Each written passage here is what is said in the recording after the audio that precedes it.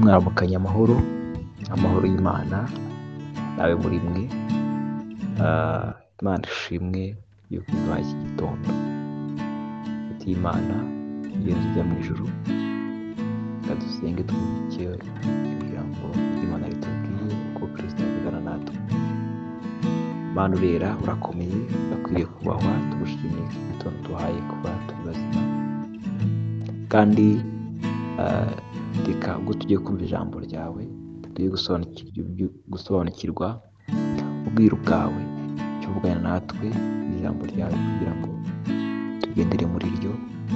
Bisabye twizeye mu izina rya Yesu Kristo, twiyoborere kuko tubisabye twiringiye yuko ugiye kubana natwe mu izina rya Yesu Kristo, amen. Tugiye gusoma Yeremiya ibice 29 umurongo wa 8. Ijambo riravuga ngo uku ni ko Uwiteka Nyiringabo Imana ya Isirayeli ivuga iti: ntimukemere ko abahanuzi bo muri mwe babahanurira, n'abapfumu banyu bakabayobya, kandi ntimukite ku nzozi mujya murota. Ijambo ni Yeremiya.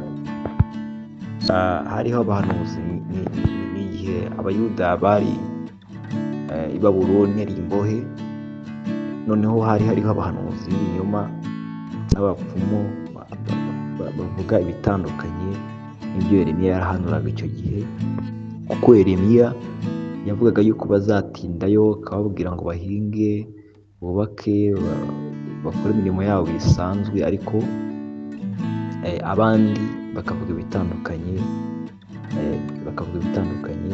n'ibyo abo bahanuzi b'ibinyoma bari muri bo bavugaga. Hanyuma rero n'inzozi bagiraga ku bw'ayo makuru bumvaga, bajyaga barota nyine bakarota ko batashye. Rero Yeremiya yavugaga yuko bazatindayo, atari vuba, bishize kera aribwo bazagenda, hashize imyaka 70. Rero navuga nti Uwiteka agoye gusobanukirwa imvugo yayo, haba mu buhanuzi, haba mu ndoto, haba mu buryo butandukanye Imana ivugamo.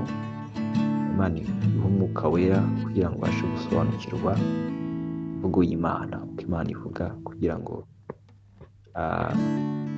ataba ari ibyitirira Imana kandi atari yo. Rero bisaba kuba maso no gusaba umwuka wera kugira ngo Imana igendeye muri wowe wumva Imana ko ari ivuze cyangwa se atari yo.